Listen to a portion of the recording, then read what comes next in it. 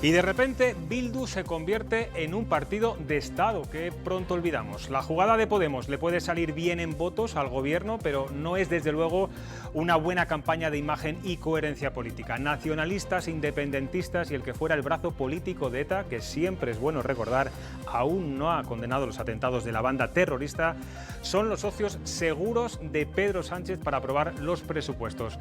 Lo importante es sumar, dice el gobierno. El resto, las muertes y el dolor, eso ya se lo dejamos a los familiares de las víctimas que siguen sufriendo.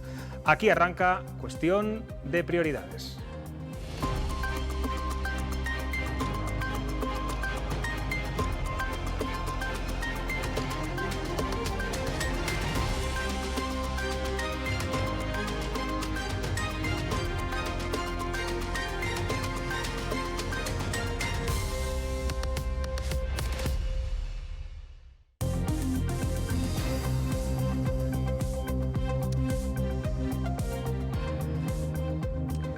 ¿Qué tal? Buenas noches. Hoy vamos a entrevistar en Cuestión de Prioridades a la consejera de Economía y de Industria y Empleo, Ana Carlota Amigo. En unos minutos estará aquí en nuestro plató.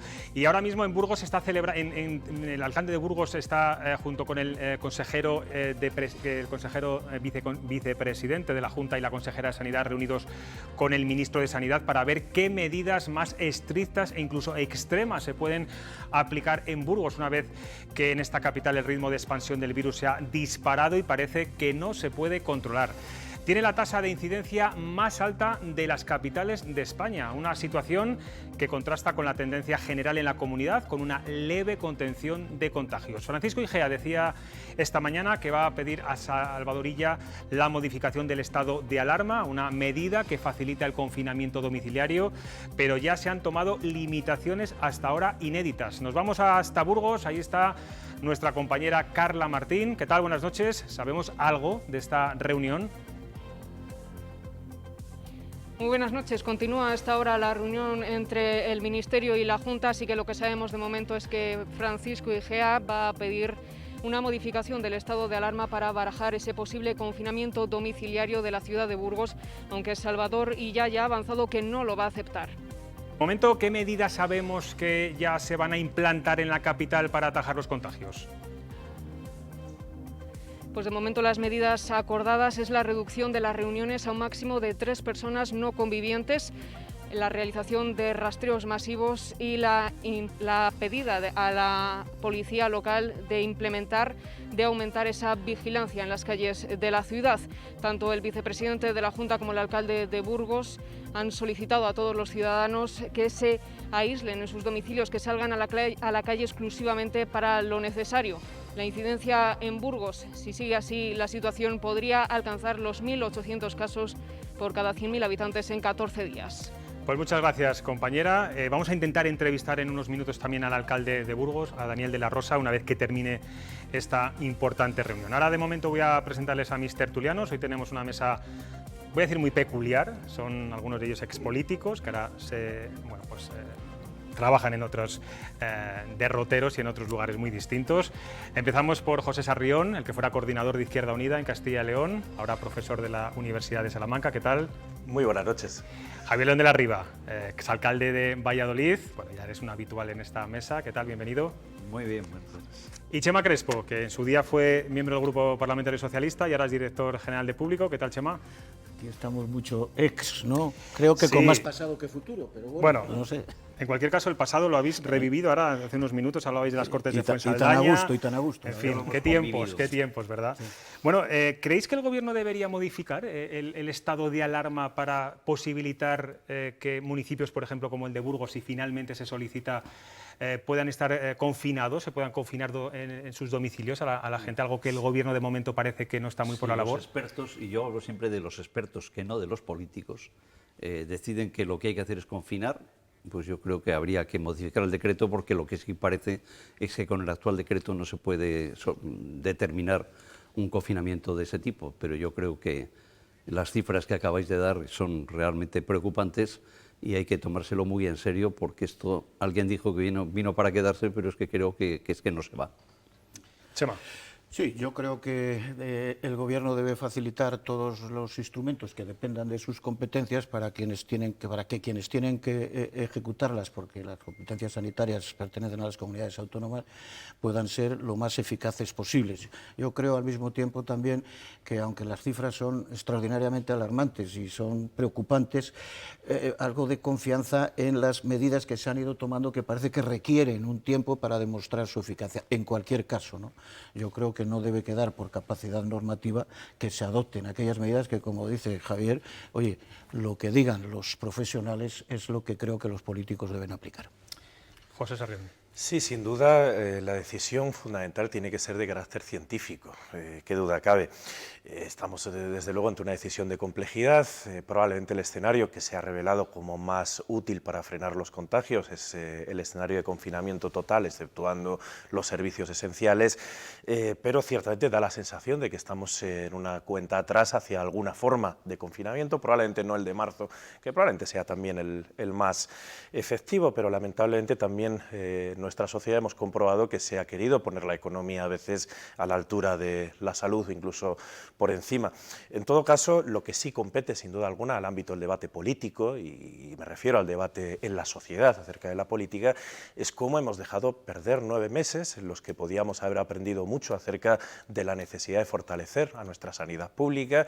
Tenemos una sanidad en un estado muy similar con el que entramos en la pandemia, o por ejemplo la gestión de las residencias, donde se ha generado un aumento de contagios tremendo, a pesar de que ha habido un aislamiento muy importante de las personas que viven en las mismas, lo cual indica que ha habido un incumplimiento de los protocolos mínimos de control de la salud de los trabajadores. Pues permitidme que nos vayamos ya a Burgos. Ya tenemos al alcalde de Burgos. Ha terminado esa reunión entre la Junta, el Ayuntamiento y el ministro de Sanidad. Daniel de la Rosa nos escucha. Buenas noches. Hola, muy buenas noches. Bueno, cuéntenos, además de los anuncios de esta mañana de la Junta de limitar, como decía nuestra compañera, a 3 personas no convivientes las reuniones en su ciudad, llevar a cabo un cribado masivo con test de antígenos, limitar a 15 personas las celebraciones religiosas y sobre todo una mayor vigilancia policial, ¿el ministro les ha permitido aplicar medidas aún más restrictivas en su ciudad? Aún no.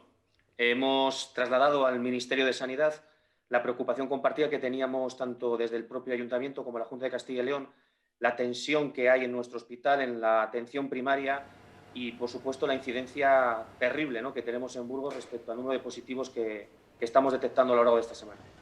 Y ¿Hablaba? es verdad, Sí, continúe. Decía que estaba escuchándoles a ustedes. Es verdad que estamos valorando, ¿no?, cuándo es el momento de revisar ese decreto ley para posibilitar que comunidades autónomas como Castilla y León pudieran, concretamente en la ciudad de Burgos ahora, ¿no?, o tal vez en otros municipios en el futuro, tomar una decisión específica pues para, por ejemplo, confinar a la población en sus casas, más allá de que se pudieran desplazar para ir a trabajar o a estudiar, o cerrar perimetralmente, que eso ya lo pueden hacer, ¿no?, la ciudad de Burgos, pero también valorábamos que hay que darle tiempo al tiempo a las medidas que se están ya implantando, que se acaban de implantar hace apenas unos días, y comprobar si su eficacia es capaz de corregir la tendencia, ¿no? Este es un poquito el debate. Creo que el Ministerio ha recogido la solicitud de al menos valorar esta cuestión, esta modificación del Real Decreto Ley que posibilitará en un futuro, pues tal vez que las comunidades autónomas pudieran, pues como digo, confinar domiciliariamente, pero por ahora nos han trasladado que pesa más la corresponsabilidad que tienen con el conjunto del país a efectos de que se compruebe primero que ese otro tipo de medidas que en Castilla y León se han venido, digamos, trasladando de manera inmediata, ¿no? Desde los primeros momentos somos una comunidad en ese sentido que siempre ha estado puntera, ¿no?, a la hora de tomar esas decisiones, pues tengan esa incidencia, comprobar esa evolución. Entiendo, por tanto, que el Gobierno regional sí que ha planteado esa modificación del decreto del estado de alarma para confinar en los domicilios a los burgaleses en cuanto pudiera ser, ¿no? Sí, pero no de manera inmediata. En todo caso, tener la herramienta ya prevista para que, si hay que plantear ese confinamiento domiciliario, tal vez dentro de una semana, porque no se corrige la curva en base a las medidas ya establecidas, el poder hacerlo. Aquí lo que también tememos entre todos, ¿no?, son los tiempos. Es decir, ¿en cuánto tiempo vamos a disponer de la posibilidad de volver a valorar ese confinamiento domiciliario, de no corregirse la tendencia? ¿En una semana, en 15 días? Pues tal vez sea demasiado tarde, si no somos capaces, como digo, con esas medidas de aliviar la tensión en el hospital. El Hospital Universitario de Burgos es un lujo de hospital a efectos de su capacidad. Podemos doblar UCIs, podemos poner camas, podemos poner respiradores, pero no hay personal sanitario, y eso también lo he trasladado con el Ministerio y a la propia Junta. Hemos hecho mal los deberes durante meses, durante años, a efectos del presupuesto y la carga de recursos que hay en la sanidad pública, y ahora lo estamos pagando. No hay facultativos, no hay especialistas médicos para soportar la cantidad de pacientes COVID y no COVID que tiene que soportar, por ejemplo, nuestro hospital. Y de ahí la necesidad actual de tener que trasladar cirugías previstas y programadas a otros centros privados, conveniar con ellos y aliviar, en cierto modo, esas UCIs con traslados a otros hospitales. Pero bien, de no poder corregir ni siquiera con esto esta tendencia, necesitamos de instrumentos que eviten, mientras no haya vacuna, ese contacto social. Y por eso yo soy el primero en no dudar de si es necesario tener que trasladar mi apoyo a la Junta de Castilla y León y al propio Gobierno, si así lo estimo oportuno también, para que nuestra población, la población burgalesa, pues aunque sea por 15 días, intente mantenerse alejada de las personas con las que no convive y se mantenga en sus casas. Alcalde, ¿y qué está pasando en Burgos para llegar a esta situación cuando en el resto de la comunidad hay una leve tendencia de contención del virus? Pues sinceramente no lo sabemos muy bien, y eso que hemos estado hora y media debatiendo al respecto con el Ministerio. Sí que creemos que hay algunos datos, ¿no? Por ejemplo, somos una ciudad en la que se hacen muchísimas pruebas PCR, estamos por encima de la media de estas pruebas. Vamos a realizar aún más test ahora, test masivos, que van a intentar también, digamos, dar una fotografía, ¿no?, lo más verídica posible, pero creemos también que ha habido, pues, cierta capacidad de movilidad previamente a las medidas adoptadas que comentábamos antes en la ciudad de Burgos y en nuestra provincia, que no tienen otras provincias de la región. Nosotros estamos situados geográficamente de manera privilegiada dentro de lo que es esta comunidad autónoma, el centro norte peninsular. Somos una vía de comunicación entre Madrid y el País Vasco, y hace apenas poco más de un mes pues había una gran circulación, porque somos una ciudad netamente industrial, con gran carga empresarial, y hay muchísima actividad social vinculada a los sectores económicos. Este es un factor. Y otro, consideramos, pues que es eso, ¿no? Hemos tenido capacidad de hacer más pruebas que nunca, y eso también, de alguna manera, está reflejando un gran número de asintomáticos que sospechamos que en algunos casos, porcentualmente no demasiados, pero con que sean pocos sería suficiente, estaríamos hablando también de estos grandes contagiadores que son los que están provocando seguramente, y sin saberlo, pues que haya un mayor incremento de la incidencia. Sí, usted esta tarde, antes de esa reunión, en una rueda de prensa con los medios de comunicación, no descartaba la suspensión incluso de las clases a corto plazo. ¿Hablamos de días o, en fin, de qué plazo se está hablando? No se va a tomar esa decisión, por lo menos a corto o medio plazo. Como digo, por lo que he podido contrastar personalmente ahora mismo con el vicepresidente y la consejera, es algo que siempre va a estar ahí encima de la mesa. Seguramente, de agravarse la situación, será algo que la propia Junta de Castilla y León pueda valorar, siempre y cuando el marco normativo estatal pues así lo permita, ¿no? Es igual que cuando hablábamos hace unos minutos del confinamiento domiciliario. Yo creo que la Junta de Castilla y León siempre es muy diligente y determinante en avanzar el peor de los escenarios posibles, lo cual agradezco, ¿no?, porque se trata de dos perfiles profesionales médicos que están al frente de la pandemia en nuestra comunidad, y eso siempre es una garantía, pero también es verdad que tenemos que ser consecuentes con la realidad social de nuestra comunidad, de nuestra ciudad, y es que la gente necesita vivir, y somos seres sociales que quieren convivir con otras personas, que quieren interrelacionarse, y nuestro sistema económico está basado en eso, ¿no? Y ese es el problema, ¿no?, el saber combinar, acertar el equilibrio necesario entre una cosa y la otra. Es muy difícil acertar, pero es verdad que ante la duda siempre hay que priorizar la salud pública. Yo no tengo ninguna duda al respecto, pero no se está valorando de manera inmediata, ni mucho menos, el tener que cerrar actividades económicas, industriales, empresariales, y tampoco los centros educativos. Sí que han estado encima de la mesa estas cuestiones, pero ya les puedo garantizar de entrada que ahora mismo no va a ser así. Bueno, pues alcalde de Burgos, Daniel de la Rosa, muchas gracias por atender a Castilla y León Televisión, y está claro que estas semanas, estos días van a ser claves para lo que ocurra posteriormente en su ciudad. Gracias. A ustedes, muchas gracias. Bueno, pues de una entrevista con el alcalde de Burgos nos vamos a otra muy distinta. Ayer la Junta, la patronal y los sindicatos aprobaron el plan de choque, centrado sobre todo en ayudas a la hostelería, un acuerdo negociado dentro del diálogo social. No ha sido fácil y ha habido muchas tensiones entre los miembros para aprobarlo conjuntamente, pero finalmente el Gobierno regional dotará de ayudas a los sectores que peor lo están pasando con la pandemia. Tenemos hoy en cuestión de prioridades a una de las negociadoras de este acuerdo. Ella es la consejera de Empleo e Industria, Ana Carlota Amigo, ¿qué tal? Buenas noches y enhorabuena también por este acuerdo. Buenas noches, muchas gracias. Bueno, ¿quién ha cedido más en esta negociación? Habrán quedado muchos pelos en la gatera. ¿Quién los ha dejado más? ¿Si la Junta, los sindicatos, la patronal? Bueno, creo que yo estoy muy contenta en realidad porque es verdad que ha costado, como en cualquier negociación, como en cualquier concertación, todos tenemos que ceder, pero hemos puesto todos por encima de toda la situación tan complicada. Estamos viendo al alcalde de Burgos, que le mando un abrazo desde aquí y agradezco siempre su compromiso y colaboración con la Junta de Castilla y León. Pues siempre hay que ceder, ¿no? Entonces hemos cedido en bien de los ciudadanos de que este plan de choque saliera cuanto antes.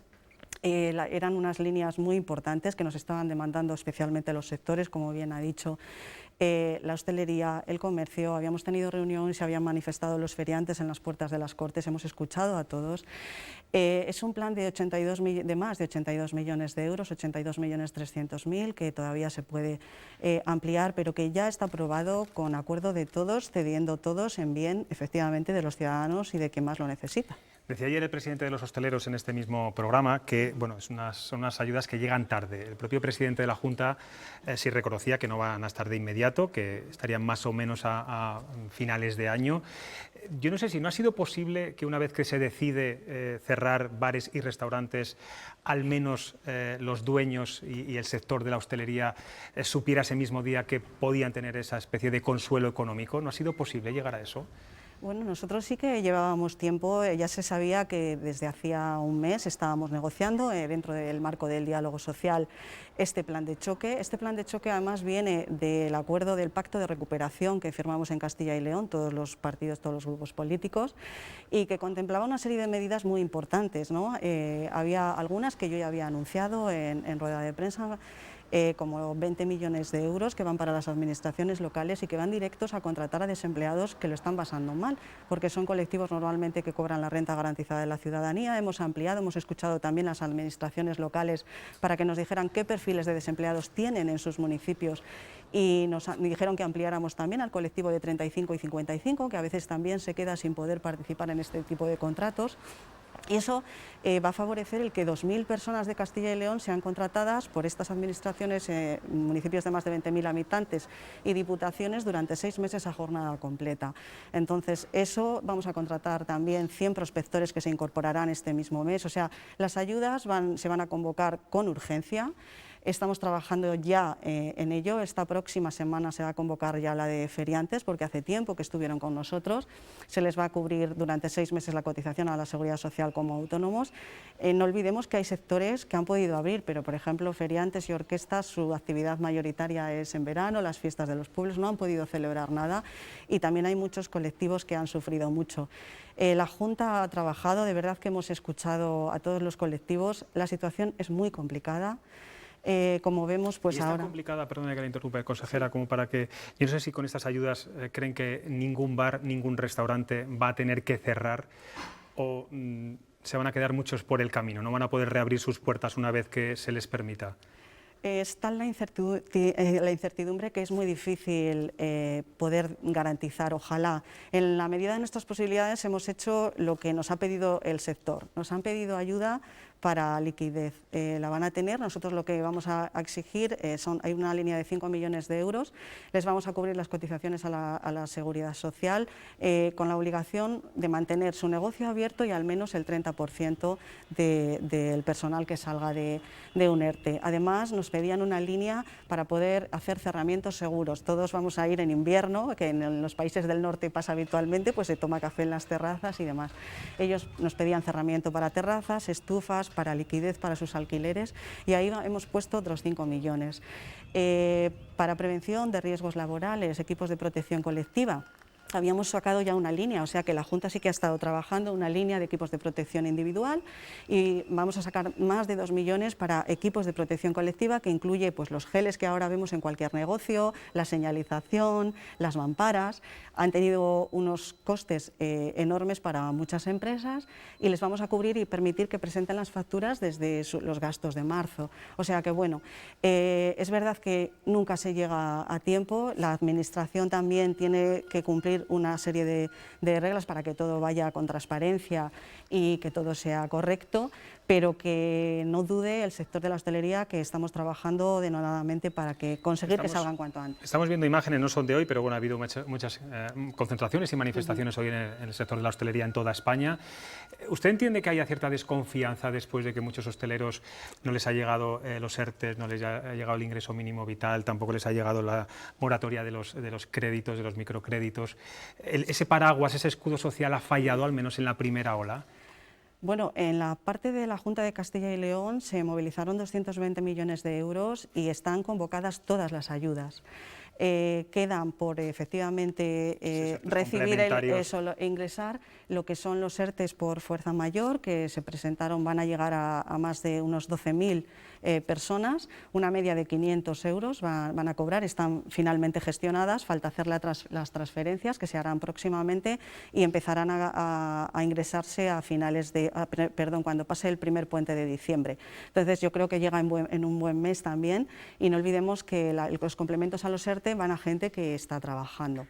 Entonces, efectivamente, pues cuanto antes salgan las líneas, cuanto antes las convoquemos, mejor, y en eso estamos trabajando. Decía ayer el presidente de la Junta, Alfonso Fernández Mañueco, que el diálogo social, el Consejo del Diálogo Social sigue vivo, pese a algunas dudas. Yo no sé si este acuerdo ha sido clave para salvarlo. ¿Ha estado a punto de saltar por los aires en algún momento en estos últimos meses con las tensiones internas que ha habido? Bueno, estamos en un momento muy complicado en el que yo me incorporé el 28 de mayo como consejera en una situación de pandemia y en el que el presupuesto hay que mirarlo con lupa. Tenemos que gastar cada euro que pagan los ciudadanos con sus impuestos de manera eficaz y eficiente. Y las líneas hay que evaluarlas. Entonces, bueno, yo en ningún momento, ni mi equipo, consideramos que hayamos tenido problemas. Hemos discutido en el diálogo social, hemos contrastado información, hemos llegado a acuerdos en muchas cosas y lo importante es que bueno, somos un equipo nuevo, el momento es muy complicado y tenemos todos que mirar hacia el futuro y ayudar a quien más lo necesita. Entonces, el diálogo social no está en cuestión, lo que hay es que fortalecerlo, mejorarlo, innovar y ayudar a que todos los sectores de verdad se sientan reflejados y representados en esas líneas que desde el diálogo social implementamos en la comunidad. Usted es consejera de Empleo e Industria, pero también es miembro de Ciudadanos. Ayer conocíamos la renovación de las directivas de Ciudadanos en las provincias, donde de nuevo, bueno, pues todos los que rodean, entre ellos usted, a Francisco Igea, bueno, no se ha contado con ellos desde la Dirección Nacional. Inés Arrimadas, bueno, no cuenta una vez más, ya no contó en la Dirección Autonómica, tampoco en las provinciales. ¿Cree que es un error que Ciudadanos no cuente con Igea, no cuente con la gente del entorno de Francisco Igea cuando es la cara más visible de Ciudadanos en Castilla y León? Yo creo, hombre, a mí me gustaría que pasara como en Estados Unidos, ¿no? Que Kamala Harris se presentó en contra de Biden y sin embargo la lleva de vicepresidenta. Yo creo que eso siempre fortalece los partidos y me gustaría que mi partido fuera así. En todo caso, nosotros ahora tenemos un trabajo por delante en el Gobierno muy importante. También el partido ha contado con nosotros para estos puestos y lo que tenemos es que trabajar todos en lo importante, que es ayudar a los ciudadanos en aquello que más lo necesitan. En todo caso, si me hubiera gustado eso, que hubieran contado con el vicepresidente, pues como se hace en Estados Unidos, que es algo habitual. Y en clave política también le pregunto, ¿cree que Ciudadanos debe apoyar los presupuestos generales del Estado una vez que RC y Bildu van a ser los socios preferentes? Para mí es un día aciago el que se esté negociando con Bildu como si fuera un partido normal, que no ha condenado los asesinatos, y se intente, no sé, como normalizar esa gestión, me duele muchísimo. Como ciudadana, ya no como política. Por tanto, ¿qué tiene que hacer su partido? Pues yo creo que intentar que no sea Bildu parte de esa negociación de los presupuestos. Difícil. Menos Bildu y más a llegar a acuerdos con los hosteleros, por ejemplo, que están pidiendo un plan de choque de 8.500 millones de euros. Carlota, amigo, que tenemos aquí a unos tertulianos que también quieren preguntar. Chema, por ejemplo. Sí. Has dejado poco para los demás. He dicho preguntar, preguntar, una pregunta. No, mira, yo primero quería trasladarle una felicitación. Yo cada vez que oigo allí en Madrid que aquí alcanzan acuerdos, digo, eso es una buena noticia, el Pacto para la Reconstrucción y ahora este acuerdo social. Otra cosa es luego cómo cumplen ustedes. Y luego me preocupa mucho que el Partido Ciudadanos en Castilla y León pues sea una especie de enemigo a batir permanentemente por la Dirección Nacional de Ciudadanos en Madrid. Que se hayan enterado ustedes por los periódicos de los cambios que aquí se han hecho, pues dice bastante poco. En cualquier caso, dentro de la convulsión interna que parece que se vive en el seno de Ciudadanos, ¿cuál es su hoja de ruta? Porque desde luego con la bendición de la señora Arrimadas parece que no cuentan, ¿no? Bueno, yo creo que sí contamos, de hecho, sí que la dirección llama al presidente, al vicepresidente, a Francisco Igea, para consultarle, como no puede ser de otra manera, igual que al resto de vicepresidentes que estamos en la comunidad. Yo estoy en contacto personalmente con los 4 consejeros de Economía y Empleo que tenemos en diferentes comunidades, Madrid, Andalucía y Murcia. Coordinamos acciones, coordinamos trabajo y todos somos de Ciudadanos. Entonces, sí que se trabaja de esa manera. Otra cosa es que la nueva organización, la nueva estructura del partido, pues efectivamente no estamos representados, pero bueno, yo confío y deseo en que mis compañeros trabajen, sean conscientes de las dificultades que tiene ahora mismo el país en general. Vamos a una situación muy complicada, tanto sanitaria como económica, y creo que todos espero que tengamos altura de miras para ver que lo importante son los ciudadanos. Javier, sí. Bien, los acuerdos se han tomado en la mesa de diálogo social. No faltan ahí los agricultores, no faltan ahí los ganaderos, porque me parece que son los sindicatos convencionales y los empresarios convencionales, pero en esta comunidad el peso de la ganadería y de la agricultura es muy importante y parece que se les ignora, y mucho hay que agradecerles de su comportamiento en la primera fase. Respecto a las ayudas que han acordado, hay un sector que no sé si lo han incluido o no, pero que de no ser así yo creo que habría que repensárselo, que es el de los gimnasios. Son los grandes malditos junto con los hosteleros. A los hosteleros se llega poco, tarde y mal. Y prueba de ello es que hay muchos que todavía no han cobrado las ayudas de la primera oleada. Pero a los gimnasios se les ha trancado el negocio cuando justamente, hombre, el deporte y salud yo creo que es algo en principio favorable, y los gimnasios estaban en condiciones de controlarse, todo el que entra carne de identidad, las pruebas suficientes, evidentemente evitando aglomeraciones, y esos parece que no tienen ni padre ni madre. Bueno, en primer lugar, y respecto efectivamente a la agricultura y la ganadería, que es un sector muy potente en Castilla y León, no están representados en el diálogo social. La razón de que nosotros cuando nos incorporamos al nuevo equipo de la consejería quisiéramos crear comisiones especializadas que vienen del capítulo 5 de la propia ley del diálogo social de Castilla y León, precisamente era por eso, porque habíamos tenido reuniones con diferentes sectores que nos estaban demandando poder participar. Esas comisiones especializadas se trataba de escuchar a sectores muy relevantes en Castilla y León, que ahora tienen mucha potencia desde unos años a esta parte, y simplemente que, por supuesto, la negociación, los acuerdos siguieran siendo con el tripartito de UGT, comisiones y CECALE. De momento no ha podido ser, yo no tiro la toalla, creo que debemos seguir trabajando, pero como he dicho antes, pues ha habido otras prioridades. Efectivamente, aún así, los agricultores y los ganaderos, creo que con Jesús Julio Carnero, nuestro consejero de Agricultura y Ganadería, tienen una relación muy directa, también salen ayudas directas de esa consejería, y el que no participen ahora directamente en el diálogo social no quiere decir que no estemos atendiéndoles lo mejor posible desde el Gobierno de la Junta. Respecto a otros sectores, pues sí que se contemplan, porque hay ayudas también para comercio, como he dicho, para feriantes, para hosteleros, y luego líneas de financiación que son para cualquier sector, cualquier pyme, cualquier autónomo que necesita financiación para... Perdón, consejera, pero es que hay un sector muy concreto, el sector de los gimnasios, sí. Ni padre ni madre, ni son pymes, ni son autónomos la mayoría de ellos, pero no hay un sector que le han cerrado en bloque. Sí, bueno, se ha cerrado ahora como a los hosteleros, pero insisto, pueden participar en estas 27 líneas, hay unas cuantas, especialmente las de financiación, que es la que nos piden ellos con periodo de carencia de 24 meses, a las que pueden acceder directamente. Entonces sí que van a tener ayuda, que es lo que más nos piden, y luego hay algunos gimnasios, los que se consideran de ámbito sanitario, que eso sí que siguen abiertos, y en todo caso nosotros vamos a ver cómo va la pandemia.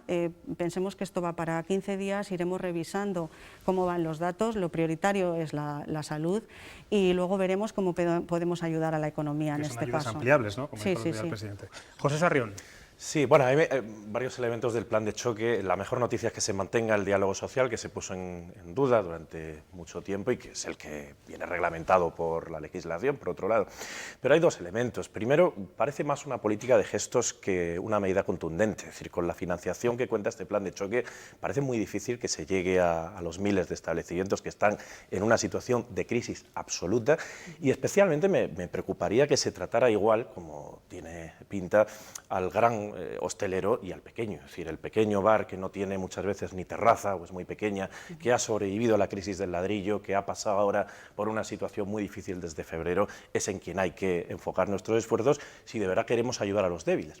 Pero hay un aspecto por el que yo quería preguntarle especialmente. Ha mencionado las ayudas por ERTE, que en este caso han ido dirigidas principalmente a ERTEs por ETOP, es decir, de carácter ordinario, pero claro, usted ha mencionado las ayudas de junio, de las cuales, como acaba de recordar, se han dado a 12.000 personas que lo solicitaron, pero es que ha habido 35.000 denegadas. Y esas personas de ERTEs por fuerza mayor, es decir, obligados a cerrar por la situación y por el propio gobierno, se han quedado 35.000 familias fuera de esas ayudas y ahora no se contempla ninguna ayuda a estas personas de fuerza mayor. Por tanto, ¿qué hacemos con esas 35.000 familias a las que ya se le ha denegado? Bueno, como he dicho antes, el dinero público es escaso. Los recursos son escasos y hay que mirar con lupa, hay que tener muy claro quién tiene más necesidades. Esto es como si tienes un hijo que está trabajando y cobrando un ERTE y uno que está desempleado. Si tienes 100 euros, tienes que dedicarlo al que está desempleado, ¿no? O ayudar a las empresas a mantener el empleo. En este caso, cuando yo llegué a la consejería, se había firmado en el pacto, en el acuerdo de marzo, una cantidad de 6 millones cuando ya había 100.000 personas en ERTE. Llegado a haber 2.000 personas en ERTE en Castilla y León.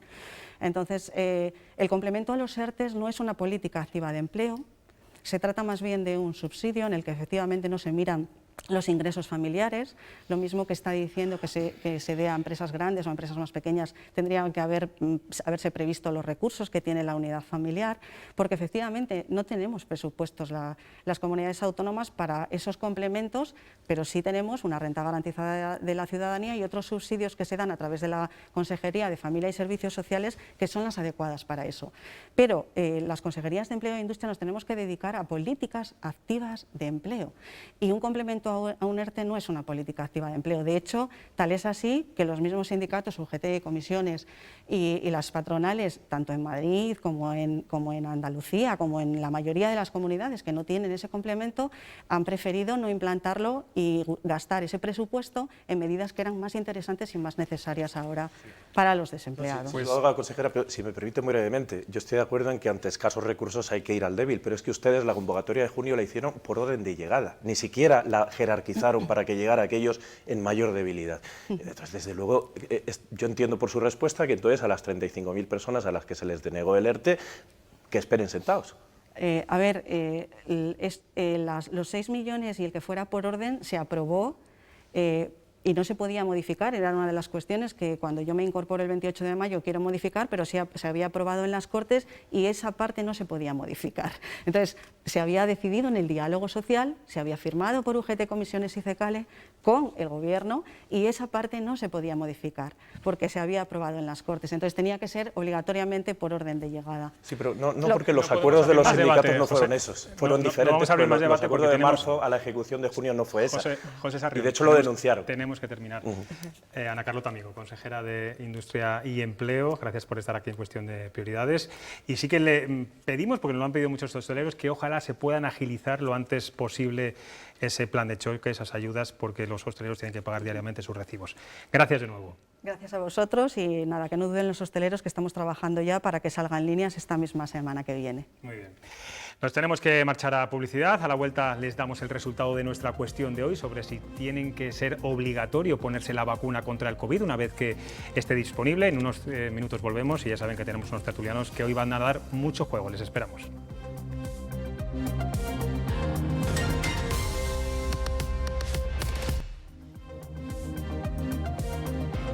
Seguimos en Cuestión de Prioridades y vamos a analizar ahora con nuestros tertulianos las negociaciones de los presupuestos generales del Estado y sobre todo los socios que van a apoyar estas cuentas. Hoy han pasado su primer trámite parlamentario y mientras Podemos eleva a Bildu a partido de Estado, los de Pablo Iglesias y RC tratan de dinamitar y orillar a Ciudadanos para que no se sumen a este pacto, y en el PSOE ya se preparan profundas grietas tras las críticas de varones socialistas como Paje, Lambán y Vara. Estas son algunas reacciones del día. Aquí hay una mano moderada en lo económico y firme en la defensa de la igualdad. Si no cogen esta mano y cogen la de Bildu y Esquerra, jamás podrán decir que es que no tenían otra opción o que es que les ha obligado una oposición irresponsable que no quiere sentarse a negociar. Decir que se pueden pactar unos presupuestos generales del Estado con Ciudadanos y con Esquerra a la vez es mentir. Es simplemente mentir a sabiendas. El qué es más importante con quién que el qué votamos. Me parece que eso deberíamos de superarlo. Y también les decimos que este no será el primer paso que dé Euskal Herria Bildu. Es más, les decimos con toda la claridad posible para quien quiera escucharlo y aún más entenderlo, que hoy no acaba nada. Hoy recién empieza todo. Hoy no acaba nada, hoy recién empieza todo, decía el portavoz de Bildu. ¿Qué creéis que va a empezar a partir de ahora en Bildu, una vez que tiene más poder desde hoy? Bueno, conviene recordar que el Congreso de los Diputados está compuesto por 350 diputados, que todos fueron elegidos legítimamente y que todos cumplen con los preceptos constitucionales, si no, no estarían sentados ahí. Y el Parlamento... Pero se puede elegir socios, ¿no? Claro, claro que se puede elegir. Y fíjate tú, si se eligió, que se generó una mayoría de investidura, porque si por Vox, por el PP y por Ciudadanos, pues este gobierno no existiría. Por lo tanto, yo creo que hay una primera obligación de un gobierno que pretende tener continuidad, es consolidar y mantener la mayoría parlamentaria que le llevó a ostentar la presidencia del gobierno. Y posteriormente, pues claro, es una pena, ¿no? Es una pena que en lugar de entrar de lleno en los contenidos, aquí se hayan producido ya los alineamientos por aquellos apoyos que uno u otro tiene.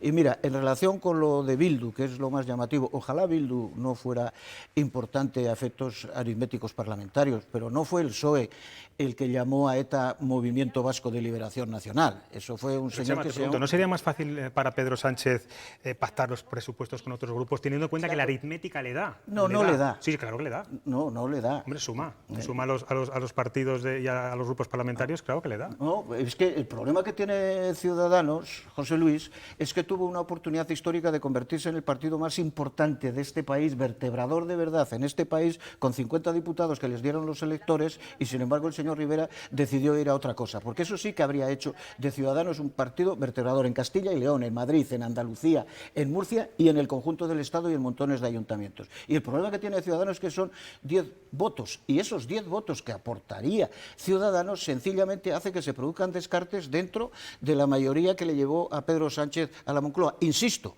ojalá las cosas no fueran así, pero un gobierno que tenga vocación de continuidad lo que tiene que asegurarse es sacar adelante estos presupuestos. Recordemos que el gobierno anterior cayó precisamente porque prosperó la enmienda de totalidad, porque los socios que le habían apoyado en la moción de investidura decidieron que ya no. Y por lo tanto es una pena, pero Ciudadanos perdió su oportunidad histórica, y si la vida es muy cruel para todos, la política, ¿qué te voy a decir de la crueldad? Y desgraciadamente los votos de Ciudadanos no garantizan la continuidad de este gobierno. Bueno, yo he hecho las cuentas y si sumamos los votos de PSOE, Podemos, Ciudadanos, RC, Más País, Coalición Canaria, PNV, claro, se supera los votos necesarios. Pero sin Bildu, me refiero. Sí, sí, pero es que tú fíjate, hasta el PNV se desmarca de Ciudadanos. ¿Qué le vamos a hacer? Javier. Bueno, vamos a ver.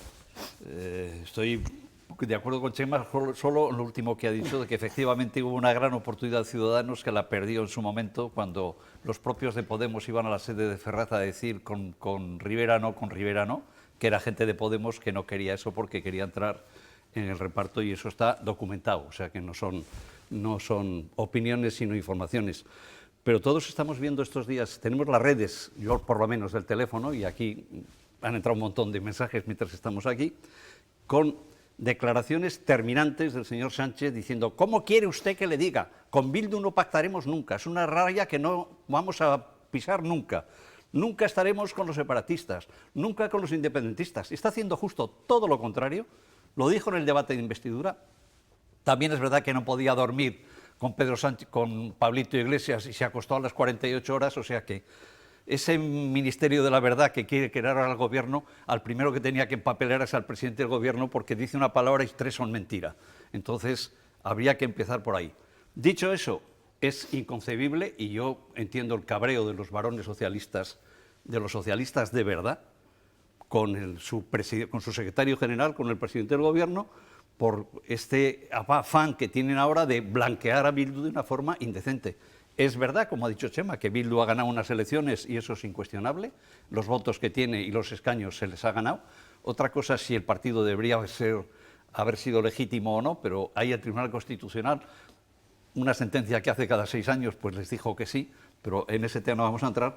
Pero hombre, el tratar de llevar a la dirección del Estado, como ha dicho Pablo Iglesias, a Bildu, o que la señora ministra de Hacienda diga que no es importante con quién pacta, sino lo que se pacta, hombre, yo creo que tiene trascendencia, ¿eh? José Arrión, cuéntanos. Sí, bueno, serían muchas cuestiones. Lo primero es que para hablar de un debate de presupuestos vendría bien hablar de los presupuestos. Es decir, quizás sería un buen detalle para empezar, ¿no? Más que hablar de quién los Bueno, votó, pero hoy toca hablar de los socios. Hoy de lo que toca es de hablar de unas enmiendas a la totalidad que han sido derrotadas. Este es el primer elemento, porque eso es lo que se ha producido. En primer lugar, yo no le veo ningún problema democrático a que Bildu apoye unos presupuestos en este país. Somos un país sin ETA, somos un país en paz y somos un país en terrorismo. Vamos a empezar por ahí. Y una de las condiciones para que nunca se vuelva a producir las condiciones de violencia política que ha vivido España es precisamente que cualquier tendencia política tenga la posibilidad de presentarse a un parlamento y hacer política. Vamos a empezar por ahí. Óscar Matute, el que acaba de aparecer, ha sido militante toda su vida de Alternativa y previamente Izquierda Unida y condenó a ETA toda su vida. Por lo tanto, vamos a situar los términos sí que le está en su justa medida. generando, José, al propio Pedro Sánchez un problema, una grieta dentro de su partido. Los varones, hay 3 varones socialistas con mucho peso. Ayer hablaba el propio presidente de Extremadura que esto le producía un gran dolor. Claro, lo que pasa es que recordemos que hay varones del Partido Socialista que a veces están a la derecha del Partido Popular. Claro, es que cuidado porque el PSOE es un partido complejo, como todo gran partido, como todo partido grande, evidentemente, donde hay una tremenda cantidad de corrientes que además han demostrado. El Partido Socialista en el gobierno, cuando ha querido hacer políticas neoliberales, las ha hecho. Cuando ha querido hacer políticas conservadoras, las ha hecho. No este y por lo tanto, bueno. dependerá de con quién se alíe y dependerá de las mayorías parlamentarias que tenga, porque las políticas progresistas que están emanando de este gobierno, como son el aumento de gasto social de estos presupuestos, depende de las alianzas parlamentarias. Por tanto, si la pregunta es, ¿con quién debe aliarse el gobierno para sacar adelante unos presupuestos? La respuesta es, con aquel que permita que los presupuestos desarrollen su parte social. Y claro, estos presupuestos son un aumento de gasto social, pero cuidado, porque son mejorables. Y creo que este es el debate que hay que tener. ¿Aumenta la sanidad? Sin duda alguna. No olvidemos que hablamos de un incremento sobre un presupuesto de 2018 congelado. Bien, sube la sanidad, nos deja en periodos, en niveles de gasto previos a la crisis. Bien. Pero es que no olvidemos que en el gasto del 6,9 sobre el PIB del que se va a derivar el gasto sanitario de estos presupuestos hay que incluir todas las partidas del COVID. Por tanto, la tendencia tiene que ser que crezca. Aumenta la partida educativa, ciertamente, pero nos deja poco más, un pelín por encima de los niveles de gasto de 2008, según la OCDE. Por lo tanto, hay que seguir aumentando. Y un aspecto fundamental que compete a Ciudadanos, la política fiscal. Todos los políticos dicen, hay que reforzar el sistema sanitario. Bien, pues esto hay que pagarlo. Y se paga con fiscalidad. Pues bien, si la primera reacción a las políticas fiscales del gobierno fue el escándalo porque se subió los impuestos a rentas de más de 200.000 y 300.000 euros, pues usted me dirá, claro, ¿qué pasa? Que esta política fiscal debe ser más progresiva, porque esta reforma necesaria solo trae 100 millones. Entonces, el único gobierno de Europa que sube los impuestos es el de España. Todos mentira, los demás porque el gobierno de España... No es mentira, es verdad. Mire usted, será el único que sube, quizá bastante más altos que porque estamos en 7 puntos por debajo de Alemania y Francia. A lo mejor en gasto fiscal, en ingreso fiscal. Claro. Hombre, si quiere comparamos con todos los gobiernos que la han subido previamente, porque estamos 7 puntos por debajo de Alemania y de Francia. A este gobierno, aparte de la novedad de ser el primer gobierno de coalición, porque lo mismo que estábamos acostumbrados a gobiernos de coalición en ayuntamientos y en comunidades autónomas, en el gobierno de la nación, esto no estaba chequeado. Y fijaros que además se hace el gobierno de coalición en torno al partido ganador. No quiero ni imaginar que se hubiera hecho en torno a un partido perdedor. Por ejemplo, en Castilla y León se hace una coalición con un partido que ha perdido las elecciones, esa es la realidad, pero es profundamente democrático. Y aquí, desde el primer momento, se trató de cuestionar incluso la legitimidad de un gobierno salido de las urnas y luego ya en virtud de aquellos socios parlamentarios. Lo que yo quiero decir con esto es que debemos acostumbrarnos que nuestro país, porque así lo han querido los electores, porque Javier, los dos grandes partidos no fueron capaces de mirarse a los ojos cuando tuvieron el uno necesidad del otro y el otro del uno, y todos miraron a los partidos nacionalistas, etcétera y tal. Y luego también hay una cuestión que yo tengo que decirla, es decir, aquí cuando la izquierda pacta con territorios es que vende a España. Cuando lo ha hecho la derecha, que también lo ha hecho, pues resulta que eran cuestiones de Estado. No, perdona, no, hay pactos y pactos. Si estás hablando de Pujol, Pujol extorsionó a Felipe González el primero, a Aznar después. Javier, quien hizo desaparecer la figura de los gobernadores civiles para convertirlos en subdelegados fue José María Aznar. En cualquier caso, Chema, te pregunto. Sí, te iba a responder y volviendo a Bildu, hablabas de partidos nacionalistas. Mi pregunta era por Bildu. Quizá la puesta en escena no ha sido como demasiado evidente. Vamos a ver. Tuiteando Pablo Iglesias, sacando pecho, celebrando que sea el primer partido que ha dicho que sí. Ahí hay otra visión. Ahí hay otra visión. Dice que estás de acuerdo, pero no lo puedes decir. No, ¿por qué? ¿Por qué no puedo decir? Yo ya hace años que digo lo que tú eres socialista de los de antes. No, claro, sí, lo soy y me moriré siéndolo, porque si no mi padre no me lo perdonaría. Bueno, contéstame a la pregunta. Sí, no, vamos a ver. El problema está aquí, gobierno de coalición, claro, uno de los partidos pues pretende evidenciar una hoja de ruta que construye con todo el entusiasmo del mundo. Y el Partido Socialista, no te quepa la menor duda de que si los números hubieran dado cómodamente, habría optado por una opción moderada, incluido Ciudadanos, porque tienes mucha razón en lo que dices. A veces, y eso lo aprende uno a lo largo de los años, del discurso político a la práctica política, a la ejecución política, cuando llegas al gobierno, ese Ministerio de la Verdad que no se va a crear, pero en cualquier caso nadie soporta la hemeroteca de los compromisos y tal. Y es verdad que esa escenificación, porque yo realmente no la he entendido, o sea, yo no sé lo que significa ese tuit de Pablo Iglesias cuando dice que conforman, ¿cómo ha sido? Algo de la dirección del Estado. Del Estado. Yo no lo entiendo, es darle una grandilocuencia a lo que es un apoyo parlamentario puntual, porque las cuestiones de Estado y la configuración del Estado trasciende incluso a los partidos políticos que están allí. Pero y por último, la vocación que tengan de modificar la estructura del Estado, la vocación que tenga de declarar decretada el fin de la transición y por lo tanto explorar nuevas fórmulas de organización del Estado, son legales, son legítimas, pero hay procedimientos. Son legales, y esos procedimientos pero son legítimas desde el partido, no desde la vicepresidencia del gobierno. Bueno, pero perdona. Sí, y le ha puesto en su sitio la ministra de Defensa, para que veas que hay socialistas. La vicepresidencia del gobierno, como todos, al final, cualquier vocación que tengan transformadora legítima, eso se tiene que dirimir a través de unos procedimientos que están tasados. Decía José Sarrión antes que somos un país en paz, cuando nos referíamos a Bildu. No hay que recordar de vez en cuando a las víctimas, que todavía está muy presente. En este tipo de acuerdos, cuando uno ve a Pablo Iglesias con los portavoces de Bildu, entiendes que haya mucha gente en este país a la que se le remueva totalmente las tripas. Pero es que, fíjense, Euskal Herria Bildu está compuesto por Eusko Alternativa, que ha sido siempre contraria a ETA. Eusko Alkartasuna, alternativa al partido Oskar Matut, completamente opuesto. Aralar, que fue siempre... El problema es que ha habido un intento de intentar asimilar a todo el mundo de la izquierda nacionalista vasca. Por cierto, yo no comulgo con ninguna forma de nacionalismo de tipo alguno, pero no se puede asimilar a la izquierda nacionalista vasca con ETA. Es que eso es una ecuación que interesa a algunos, pero esto no es real. Aquí hay un elemento político, el cual se presenta en unas elecciones y que es tremendamente injusto. Total, si se hubieran desmarcado de ETA públicamente y hubieran condenado los asesinatos, pues a lo mejor... Pero si es que ya lo han hecho. Es que el señor que sale en representación de Euskal Herria Bildu ha condenado toda su vida esta violencia, señor Oskar Matute. Porque había que hacerlo cuando ETA mataba, y hay que decir que ETA ha sido derrotada, no han conseguido los objetivos políticos. Ahí están en el Congreso. No es verdad, eso no es verdad, porque si fueran etarras el Tribunal Constitucional no lo habría permitido. Eso no es verdad y eso no es justo. Eso no es justo. Es una hermanita de la caridad a la ciudadana. Son personas que tienen 277.000 votos, son personas que tienen 6 diputados y la legitimidad que tienen es total. Perdona, que y eso absoluta. no lo he cuestionado. empezó por decir eso. Claro.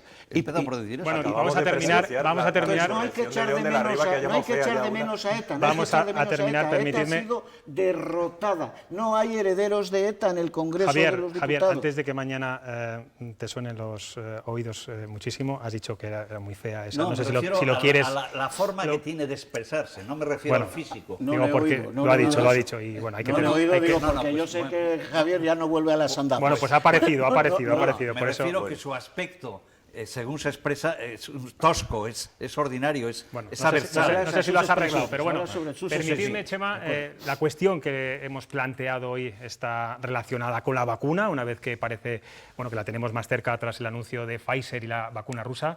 Le hemos preguntado si cree que la vacuna contra el coronavirus debería ser obligatoria para todos los ciudadanos. La respuesta, al menos a mí me ha sorprendido, 6 de cada 10 dice que debe ser voluntaria y el resto, un 40%, que obligatoria. Os pregunto así, pero muy rápidamente, ¿sí o no? ¿Seríais los primeros en vacunaros con la nueva vacuna? Yo soy muy de vacunas, me he vacunado de la gripe por primera vez, y yo lo único que pido es que la Agencia Europea del Medicamento, las autoridades sanitarias españolas la certifiquen y yo me apunto el primero. Yo, en cuanto digan que hay que vacunarse y lo digan con criterio científico, no político, también estaré en la lista de la mano de Chema. Siempre bajo dirección científica, por supuesto, y que además las vacunas lleguen a todo el mundo, y para eso necesitamos fiscalidad.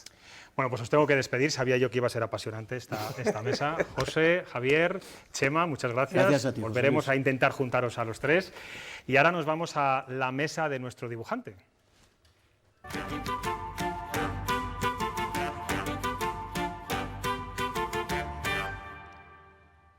Buenas noches, Chema. Oye, qué cielo más rojo se ve en tu ventana hoy, ¿no?